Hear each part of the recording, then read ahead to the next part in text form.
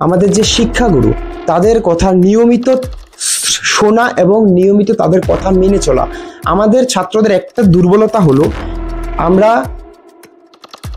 যে বিদ্যালয় বলি আর কলেজে বলি, যে শিক্ষকদের সান্নিধ্যে আমরা যাই, তাদের কথা আমরা শ্রবণ করি, কিন্তু তাদেরকে আমরা সঠিকভাবে অনুসরণ করতে পারি না। আজকাল যুবক সমাজে যেদিকে হাঁটছে, অধিকাংশ যুবক সমাজ দেখতে গেলে আজকে অধিকাংশ বা আপনারা জানেন সেটা যে নেশায় আসক্ত। যে সমাজে যে আজকে দেখি নেশায় আসক্ত, এখানে ড্রাগস হতে পারে, বিভিন্ন প্রকার নেশা হতে পারে, মোবাইলও এক প্রকারভাবে নেশা। সারাদিন মোবাইলেও কেটে যাচ্ছে, এরকম বহু যুবক আছে সারাদিন মোবাইলেই কেটে যাচ্ছে, আশেপাশে কিচ্ছু তাকাচ্ছে না। যে আমরা হিন্দু, আমাদের জনসংখ্যা বেশি আছে এবং এই অঞ্চলে কীর্তন বেশি হচ্ছে ইত্যাদি নানা বিষয় হচ্ছে, মেলা বড় বড় মেলা হচ্ছে, বড় বড় কীর্তন হচ্ছে, তাহলে আমাদের ধর্ম সঠিকভাবে টিকে আছে, তাহলে সেটা কিন্তু ভুল। নমস্কার, আপনারা দেখছেন ত্রিপুরা টিভির বিশেষ অনুষ্ঠান লোককথায়। আজ আমরা যেখানটায় রয়েছি, যার সান্নিধ্যে রয়েছি, সে একাধারে একজন স্বনামধন্য স্টুডেন্ট বলা যেতে পারে, বা ভালো একজন মেধাবী ছাত্র। মাধ্যমিক, উচ্চ মাধ্যমিক থেকে এখন বর্তমানে ত্রিপুরা বিশ্ববিদ্যালয়ে বাংলায় গোল্ড মেডেল পেয়েছে। বুঝতে পারছেন আমরা কার কথা বলছি। আমাদের সাথে রয়েছেন সায়ন পাল। প্রথমে তোমাকে ত্রিপুরা টিভির পক্ষ থেকে স্বাগত জানাবো। ত্রিপুরা টিভির বিশেষ টক শো লোককথা, যেখানে উঠে আসে সমাজ, সংস্কৃতি ও সমসাময়িক প্রসঙ্গের নানা দিক। প্রতি রবিবার রাত ৮টায় চোখ রাখুন ত্রিপুরা টিভির পর্দায়। নমস্কার, আমার পক্ষ থেকেও ত্রিপুরা টিভির সমস্ত দর্শকবৃন্দদের আমার তরফ থেকে আন্তরিক শুভেচ্ছা বার্তা জ্ঞাপন করছি। আর সায়ন, প্রথমে জানতে চাইবো, এমন একটা প্রতিকূলতা বা এমন একটা গ্রামীণ এলাকা থেকে তুমি ত্রিপুরা বিশ্ববিদ্যালয়ের গর্ব অর্থাৎ গোল্ড মেডেলিস্ট, কি করে সম্ভব সেটা? বলতে গেলে আমার নাম সায়ন পাল, আমার পিতা সুব্রত পাল, মাতা শিল্পী পাল, আমার গ্রাম মধ্য শান্তিনগর। এই মধ্য শান্তিনগর ধনপুর গ্রাম থেকে আমি আজ থেকে ৩ বছর আগে আগরতলা বাদারঘাট স্থিত রাম ঠাকুর কলেজে ভর্তি হয়েছিলাম। সেখানে ৩ বছর আমার শিক্ষাবর্ষ চলে। ৩ বছর এর প্রথম দিকে আমাদের কলেজ জীবনে কিন্তু ৬টা সেমিস্টারে কলেজ সম্পূর্ণ হয়। ৬টা সেমিস্টারের মধ্যে প্রথম সেমিস্টারে আমার টিউশন যে মাস্টার ছিল প্রথম সেমিস্টারে, বাকি 5টা সেমিস্টারে কিন্তু আমার কোনো মাস্টার আমি রাখিনি। আমার বাবা কিন্তু দিনরাত পরিশ্রম করে সংসার চালায়। রাখলে রাখতে পারতাম, বাবা রাখলে অবশ্যই মাস্টারের টাকা দিত, কিন্তু আমি ইচ্ছে করে রাখিনি।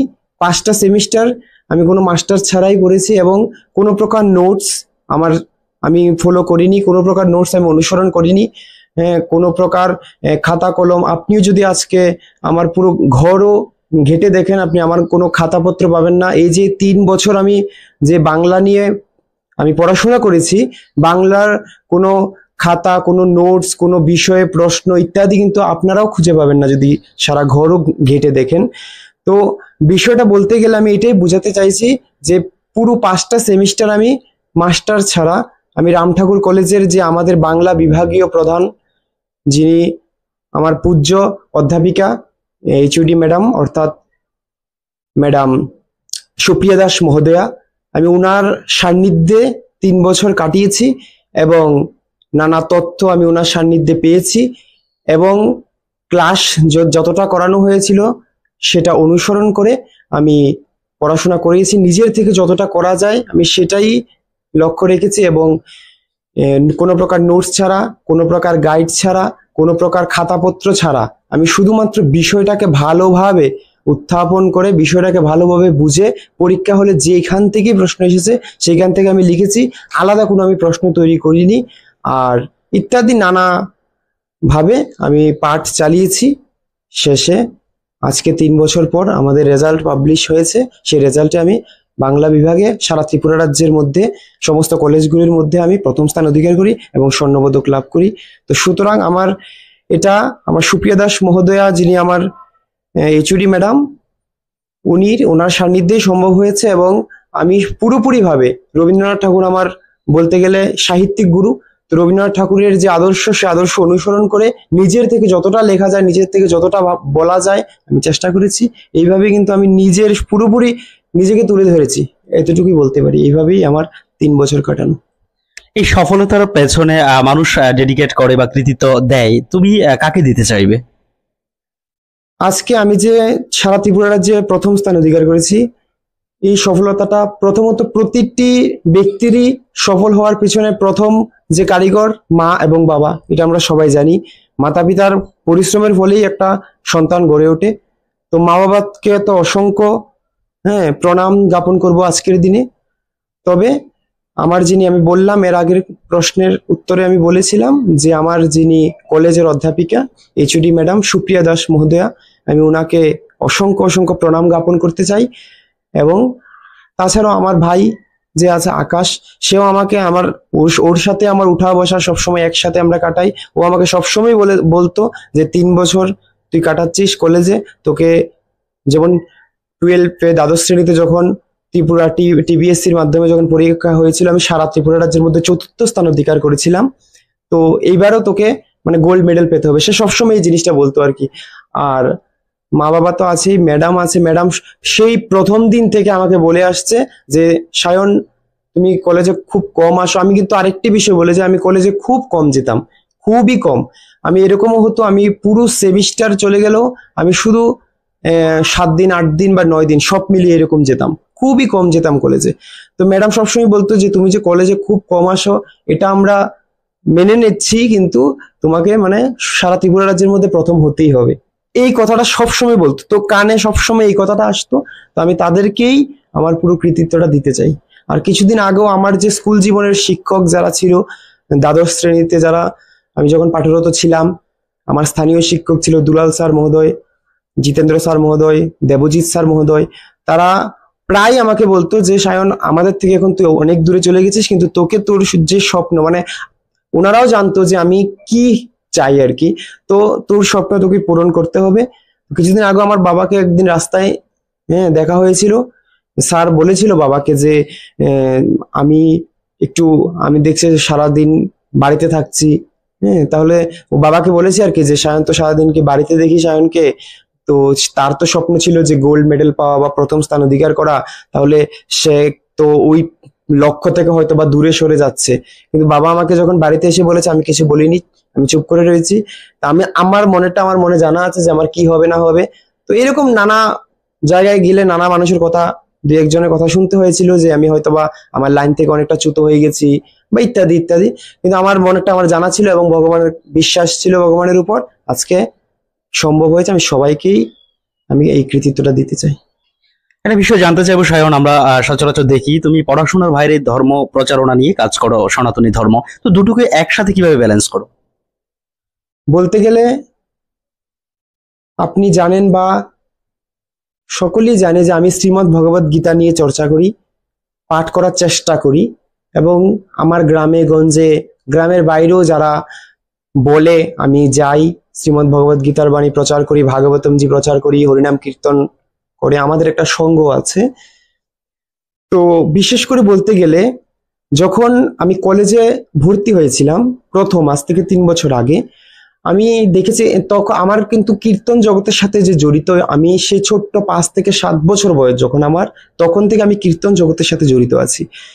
কিন্তু এই যে চর্চা করা, গীতা নিয়ে চর্চা করা, সেই চর্চাটা আমার শুরু হয়েছে আজ থেকে 3 বছর আগে। আমি যখন কলেজে পড়ি, যারা বাংলা নিয়ে পড়াশোনা করে তারা জানবে যে বাংলা অনার্সে প্রথমেই আছে চৈতন্য মহাপ্রভুর জীবনী, শাক্ত পদাবলী, বৈষ্ণব পদাবলী ইত্যাদি। তো এইগুলি পড়তে পড়তে আমার মধ্যে একটা স্পৃহা জাগ্রত হয়েছে যে ভগবত গীতা পড়া, রাধা কৃষ্ণের জীবনী পড়া, লীলা পড়া, পড়তে পড়তে আমার মনে আরেকটা বিষয় জাগ্রত হয়েছে যে আমি সমাজে আমি যেটা জেনেছি এটাকে আমি যেন প্রচার করি। তো আমি কীর্তন জগতে আগেও যুক্ত ছিলাম, কিন্তু এখন একটু ঘনিষ্ঠভাবে আরো যুক্ত হয়েছি। যুক্ত হয়ে আমি গীতার বাণী প্রচার করছি। আর যেদিন আমি কলেজে যাই সেদিন তো কলেজের দিনটা চলে যেত। বলতে গেলে আমি নিজেকে যতটা সম্ভব, আমাদের যে, বলতে গেলে আপনারা সমস্ত কিছুই জানেন যে আজকালের যুবক সমাজে যেদিকে হাঁটছে, অধিকাংশ যুবক সমাজ দেখতে গেলে আজকে অধিকাংশ বা আপনারা জানেন সেটা যে নেশায় আসক্ত কিংবা অন্য পথে হাঁটছে। তো আমি নিজেকে সেই পথ থেকে দূরে রাখার আমি চেষ্টা করে এসেছি। এবং তার জন্য যাতে আমি ভেজালে না মিশি, তার জন্য আমি কিন্তু নিজেকে কীর্তনের সাথে আরো নিজেকে গাটা এলিয়ে দিয়েছি, কীর্তন জগতের সাথে যুক্ত রেখেছি অবসর সময়টা। আর রাত্রেবেলা আমি এসে পড়তাম, রাত্রেবেলা এসে পড়তাম। পড়া বলতে আমি আগেও বলেছি, যে বিষয়টা আমার ছিল আমার সিলেবাসভুক্ত, সেই বিষয়টা আমি পুঙ্খানুপুঙ্খভাবে আমি শুধু আয়ত্ত করে রাখতাম। এইবার কোনো নির্দিষ্ট প্রশ্ন এগুলি আমার মধ্যে ছিল না, পুরোটা বিষয় আমার কাছে প্রশ্ন ছিল। তো ওই পুরাটা বিষয় থেকে যেখানে পরীক্ষায় প্রশ্ন আসতো আমি লিখতে পারতাম। তো এইরকম করেই পড়েছি, কীর্তনও করেছি, শ্রীমদ্ ভগবদ গীতার বাণী প্রচারও করেছি। ওই একই কথা যে আজকালের সমাজ ব্যবস্থাতে যে যে নেতিবাচক যে বিষয়, নেতিবাচক যে স্থান ইত্যাদি থেকে নিজেকে দূরে রাখার জন্যই বিশেষ করে আমি কীর্তনের জগতের সাথে জড়িত হয়েছি। 3 বছর আমি কীর্তন জগতের সাথে জড়িত ছিলাম এবং আশা করি থাকবো। পাশাপাশি রাত্রেবেলা পড়াশোনা চালাতাম, একটা মানে মেনটেন নিজের মধ্যে চলে এসেছে, আপনা আপনি ভাবেই চলে এসেছে। একটা বিষয় তুমি একটু ছোট্ট করে তুললে যে যুব সমাজ একটা বিপদে পরিচালিত হচ্ছে। এই ক্ষেত্রে তুমি একজন ধর্ম প্রচারক হিসেবে যদি আমরা ধরে নিই, বর্তমান প্রসঙ্গে যুব সমাজকে ধর্মীয় পথে আসাটা কতটা জরুরি, বা নিজেদের কিভাবে অন্য পথ থেকে রক্ষা করতে পারবে? হ্যাঁ, এটা সত্য যে আজকালের অধিকাংশ, আমি কিছুদিন আগে আপনাদের এই চ্যানেলের যারা দর্শক আছে তারাও হয়তো বা দেখেছেন, আমি কিছুদিন আগে আরো একটি প্ল্যাটফর্মে গিয়েছিলাম যেটার নাম পজিটিভ বার্তা ছিল। সেই প্ল্যাটফর্মে গিয়ে আমার এই বিষয়ের উপরই আমার একটা সাবজেক্ট তাদেরকে দেওয়া হয়েছিল, তারা আমাকে দিয়েছিল। তো যুবক সমাজে যে আজকে দেখি নেশায় আসক্ত, এখানে ড্রাগস হতে পারে, হ্যাঁ বিভিন্ন প্রকার নেশা হতে পারে, মোবাইলও এক প্রকার ভাবে নেশা। সারাদিন মোবাইলেও কেটে যাচ্ছে, এরকম বহু যুবক আছে সারাদিন মোবাইলেই কেটে যাচ্ছে, আশেপাশে কিছু দেখাচ্ছে না। তাহলে দেখতে গেলে আমাদের প্রথমে দেখতে হবে যে আমরা জানি যে ইটের উপর ইট সাজালে দেওয়াল তৈরি হয় না, তার ভিতর যদি আমি সিমেন্ট বা মশলা দিই তবে কিন্তু দেওয়ালটা মজবুত থাকে, না হলে ধাক্কা দিলেই পড়ে যাবে। তৎপর আমি যদি ভাবি যে আমরা হিন্দু, হ্যাঁ আমাদের জনসংখ্যা বেশি আছে এবং এই অঞ্চলে কীর্তন বেশি হচ্ছে ইত্যাদি নানা নানা বিষয় হচ্ছে, মেলা বড় বড় মেলা হচ্ছে, বড় বড় কীর্তন হচ্ছে, তাহলে আমাদের ধর্ম সঠিকভাবে টিকে আছে, তাহলে সেটা কিন্তু ভুল। কারণ বারবারই বললাম যে ইটের উপর ইট সাজালেই দেওয়ালটা তৈরি হবে না। তো আমাদের কি করতে হবে, আমরা দেখি কিছুদিন আগে একটি বিষয় এসেছে যেখানে আমি দেখেছি, মোবাইলের মাধ্যমে পেয়েছি, হয়তো আপনারাও পেয়েছেন, যে এক বাড়িতে এই বিশ্বকর্মা পূজা গেল কিছুদিন আগে, এক বাড়িতে একটি পূজা হয়েছে, দুপুরবেলা পূজাটা হয়েছে, আর রাত্রিবেলায় কি করেছে, ওই বাড়িতেই কয়েকজন আমাদের বয়সী বা আমাদের ঊর্ধ্ব বয়সী কিছু যুবক এমন ভাবে নৃত্য করছে, হ্যাঁ মদ আসক্ত হয়ে, যে ওই ব্যক্তি যখন মানে খেয়ে নাচতে নাচতে যখন উল্টে পড়ে গেল, পরে তারই পা লেগে বিশ্বকর্মা ঠাকুরের গলা পড়ে গেল, মানে দেহ থেকে মস্তক আলাদা হয়ে গেল। দুপুরে পূজা হয়েছে আর রাতেই বিসর্জন হয়ে গেছে। তাহলে এইগুলির কি মানে? তো মানে আমাদের কাছে পুজো যে জিনিসটা, আমি যুবক প্রসঙ্গেই বলছি, আমরা মনে করছি যে আমাদের বয়সে যারা, আমি তাদের জন্যই বলছি, আমি এর ঊর্ধ্ব বলবো না, তাদের অনেকের অনেক আর আমার থেকে বেশি বিবেক সবারই, আমি এখনো কি আর বুঝি। আমার বয়সে যারা যুবক আছে আমি এটাই বলতে চাই যে আমরা মনে করি যে পুজো মানে শুধুমাত্র, এখন কি হয়ে গেছে, দুপুরটা পুজোতে অঞ্জলি দেওয়া, সন্ধ্যার পর হলে সেটা অন্য রূপ ধারণ করে, হ্যাঁ ডিজে গানের আসরে ভাসছে, হ্যাঁ মদের মাতালে জোয়ারে ভাসছে ইত্যাদিতে, আমাদের কিন্তু মনে একটা অন্যরকম একটা বিষয় চলে এসেছে। কিন্তু পুজো মানে যে পবিত্রতা, পুজো মানে যে শ্রদ্ধার সহিত নিজেকে অর্পণ করে দেয়, পবিত্রতা ভাব আমাদের মধ্যে দিন দিন কমে আসছে আমাদের যুবকদের মাঝে। তা আমাদেরকে লক্ষ্য রাখতে হবে প্রথমে যেটা, সেটা হচ্ছে শ্রীমদ্ ভগবদ গীতা।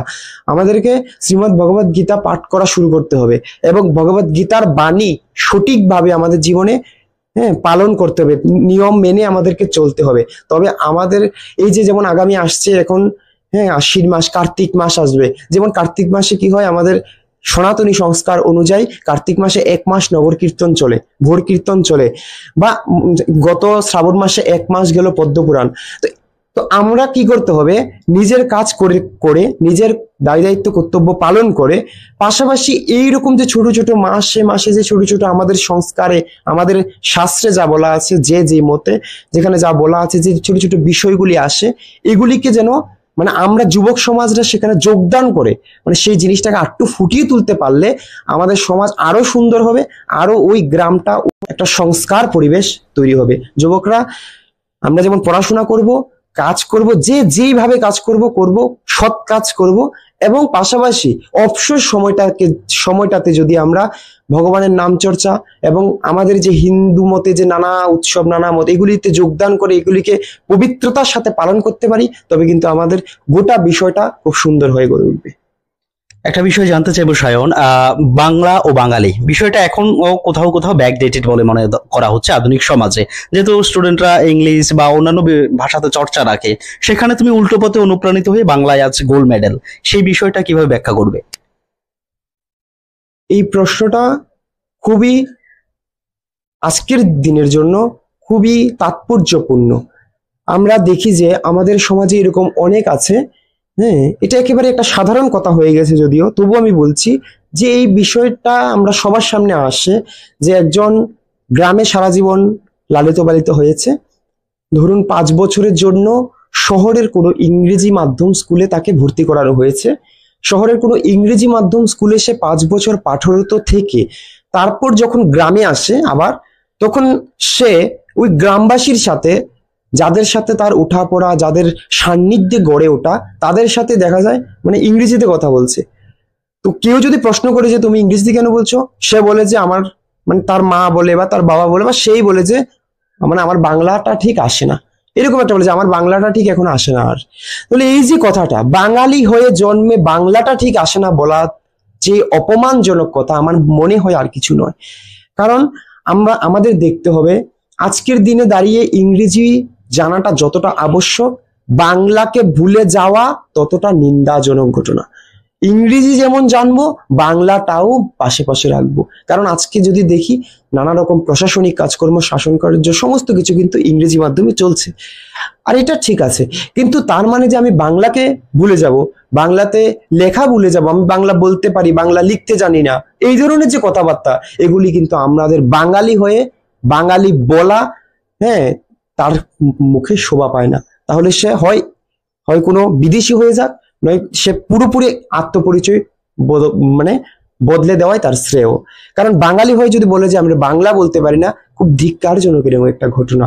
আমরা যদি দেখি যে রবীন্দ্রনাথ, জীবনানন্দ দাশ, তারা কি বলেছে যে আমাদের মা, যেমন যিনি জন্ম দিয়েছেন উনি আমাদের মা, যার দুগ্ধ আমরা পান করি যে গাভী মাতা উনি আমাদের মা, যিনি যে মাটিতে আমরা লালিত পালিত হই ধরিত্রী আমাদের মা, তেমনি যেই সংস্কারে যেই জাতিতে আমরা জন্মগ্রহণ করি সেই বাংলাও আমাদের মা। তা জীবনানন্দ একটি লাইনে কিন্তু বলছে যে বাংলা আমার মা, হ্যাঁ, আমি বাংলার মুখ দেখিয়াছি তাই আমি বিশ্বের মুখ দেখিতে চাই না।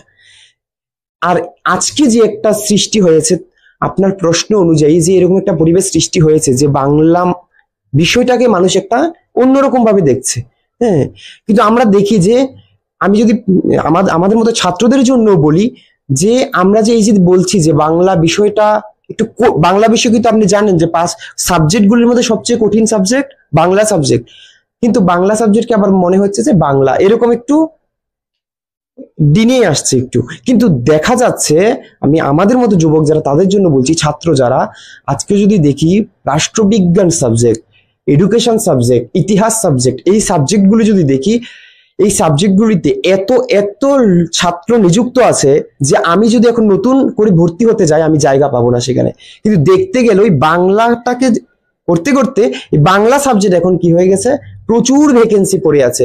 যুবকদের জন্য এখন সুবর্ণ সুযোগ বাংলা সাবজেক্ট নিয়ে পড়াশোনা করা। যদি বাংলা আমরা কিন্তু এখন যে সরকার যে চাকরি ছাড়ে, চাকরি কিন্তু পাশ করলেই যে চাকরি ছাড়বে এমন কোনো কথা নেই, কিন্তু এটা নির্ভর করছে ভ্যাকেন্সির উপর, নির্ভর করছে যে সাবজেক্ট নিয়ে আছে ওই সাবজেক্টে কতজন লোক এখন প্রয়োজন, এই বিষয়টার উপর নির্ভর করছে। এখন যে রিকোয়ারমেন্ট গুলি প্রকাশ হবে বা হচ্ছে, প্রায় দেখা যাচ্ছে রাষ্ট্রবিজ্ঞানে যদি 35 জন থাকে, এডুকেশনে যদি 25 জন লোক নেওয়ার থাকে, বাংলাতে 75 জন লোক প্রয়োজন, এরকম মানে বাংলাতে শূন্যপদ পড়ে আছে প্রচুর। হ্যাঁ, আমাদের রাম ঠাকুর কলেজেই ধরুন ইংরেজি ডিপার্টমেন্টে, এডুকেশন ডিপার্টমেন্টে, পলিটিক্যাল ডিপার্টমেন্টে জায়গা দিতে পারবো না স্টুডেন্টের, কিন্তু বাংলা ডিপার্টমেন্টে আমরা খুবই কম। কিন্তু যে স্টুডেন্টগুলি আমাদের ম্যাডামরা আমাদেরকে বলেছে আর কি, যে যারা যারা বাংলা নিয়ে পড়াশোনা করেছে প্রত্যেকে আজকে একটা না একটা জায়গায় প্রতিষ্ঠিত হয়ে গেছে। তো এটাই বলার। আর জানি এই দিন আসবে যে বাঙালি হয়ে আমরা বাংলাকে একটু হ্যাঁ ডিনে করব। তাই রবীন্দ্রনাথ ঠাকুর আজ থেকে শত শত বছর আগে একটি কবিতায় লাস্ট দুটি লাইনে বলে গেছে যে, হে বাঙালি 7 কোটি জননীর হে মুগ্ধ জননী, রেখেছ বাঙালি করে মানুষ করণী। তিনি আজ থেকে কত বছর আগে তিনি এটা বলে গেছেন যে তখন ভারতবর্ষের জনসংখ্যা ছিল 7 কোটি, না তিনি বাংলার, একটু ভুল হয়েছে, বাংলার জনসংখ্যা ছিল 7 কোটি। তিনি বলেছেন যে 7 কোটি সন্তানের হে মুগ্ধ জননী, রেখেছ বাঙালি করে তাকে মানুষ করণী। তিনি জানে যে এদিন আসবে, তাই তিনি বহু আগেই আক্ষেপ করে বলে গিয়েছিল। লেখালেখি করা হয় কিনা, যে সাহিত্য চর্চা, লেখা বা কবিতা গান? হ্যাঁ, যেহেতু বাংলা সাহিত্য নিয়ে আমি আছি, তাই কবিতা গল্পের সঙ্গে আমি জড়িত আছি। 2-4 লাইন লেখা হয়। আমি দিগন্ত সাহিত্য পত্রিকা, মনন স্রোত ইত্যাদিতে আমি বহুবার আমার লেখা প্রকাশিত হয়েছে। ত্রিপুরার যে লিটল ম্যাগাজিন আছে এখানে প্রকাশিত হয়েছে। আমার পেছনে কিছু মেডেল আছে, সমস্ত মেডেলগুলি আমার কবিতা লেখা হেতুতেই প্রাপ্তি হয়েছে। এবং দিনযাপনের দিনলিপি, অন্তমিলে, যাত্রী সংকলন ইত্যাদি পুস্তক যেগুলি পশ্চিমবাংলা বুক একাডেমি কর্তৃক প্রকাশিত, সেখানে আমার লেখা প্রকাশিত আছে। বিগত 3 থেকে 4 মাস আমি লেখা থেকে বিরত রয়েছি, কিন্তু আমি আমার লেখালেখির সঙ্গে যুক্ত হব। কবিতা গল্প আমার মানে বিশেষ করে আমার নানা পুস্তক, যেগুলো ত্রিপুরার যেগুলি বইমেলাতে প্রকাশিত হয়, নানা পুস্তকে আমার লেখা প্রকাশিত হয়েছে। আগামী দিনে যারা ছাত্র আছে তারা, তাদের উদ্দেশ্যে কিভাবে বলবে, কিভাবে পঠন পাঠন করে তোমার মতো সফলতা অর্জন করা যাবে, কি সাজেশন দেবে? যারা আমার থেকে ছোট ভাই বোনেরা আছে আর যারা আমার সমবয়সী আছে, আমার সকলের উদ্দেশ্যে একটি বার্তা থাকবে যে বিদ্যালয় পাঠরত হোক আর কলেজে পাঠরত হোক, আমাদের যে শিক্ষাগুরু তাদের কথা নিয়মিত শোনা এবং নিয়মিত তাদের কথা মেনে চলা। আমাদের ছাত্রদের একটা দুর্বলতা হলো, আমরা যে বিদ্যালয় বলি আর কলেজে বলি, যে শিক্ষকদের সান্নিধ্যে আমরা যাই, তাদের কথা আমরা শ্রবণ করি, কিন্তু তাদেরকে আমরা সঠিকভাবে অনুসরণ করতে পারি না। কোনো বিদ্যালয়ের কোনো শিক্ষক, কোনো শিক্ষিকা আমাদের খারাপ চান না, আমাদের ভালোর জন্য তারা অনেক কথা বলেন, কিন্তু আমরা দেখা যায় আজকালের ছাত্রছাত্রীরা আমরা তাদের কথা মতো চলি না, বরং তাদের বিরুদ্ধেই নানা ধরনের মতবাদ আমরা প্রচলন করি। তো আমার এটাই বলা যে তাদের কথা মেনে চলা, পাঠ্যপুস্তক যা দেবে, নোট বই না। যেমন আমি বলতে পারি আমি মাধ্যমিকের সারা সিপাহী জেলা ডিস্ট্রিক্ট টপার হয়েছিলাম, এবং দ্বাদশ শ্রেণীতে 12-এ আমি সারা ত্রিপুরা রাজ্যের মধ্যে 4র্থ স্থান অধিকার করেছিলাম। এই কলেজ স্তরে আমি সারা ত্রিপুরা রাজ্যের মধ্যে 1ম স্থান অধিকার করেছি। আমি এখনো বলতে, আমার যারা গাইড টিচার ছিল তারা জানে 12 অবধি, আমি তো বললাম যে কলেজ শ্রেণীতে আমার গাইড টিচার ছিল না, যারা ছিল তারা জানে, বা আমার সহপাঠী যারা তারা জানে, আমি কোনো প্রকার নোট বই অনুসরণ করিনি। আমার কাছে নোট বই ছিল, আমি নোট বই ক্রয় করেছি, কিন্তু নোট বই অনুসরণ করে যে লেখা, আমি এগুলো লিখিনি কোনোদিন। আমি নোট বই পড়েছি, কিন্তু নোট বইয়ের মতো লেখা আমার মানে খাতাপত্রের সঙ্গে একদম মিলবে না। পুরোপুরি ছিল আমার নিজস্বতা। সেখানে এই যে নিজস্বতার দরুনই হয়তো আজকে আমার এই সাফল্য। সুতরাং আমি আমার মতো সকল ছাত্রছাত্রীদেরকে বলবো যে পাঠ্যপুস্তক পড়ে যতটুকু সম্ভব নিজস্বতা খাতায় আনা। নিজস্বতা যদি খাতায় না আনতে পারি, তাহলে আমরা সবার মতো সাধারণ হয়েই থেকে যাব। সবাই যেটা লিখবে আমরাও সেটা লিখবো। আমার যদি কোনো ভাব অনুভব সেখানে ব্যক্ত না হয়, তাহলে এক্সামিনার কেন আমাদেরকে বিশেষ নাম্বারটা দেবে?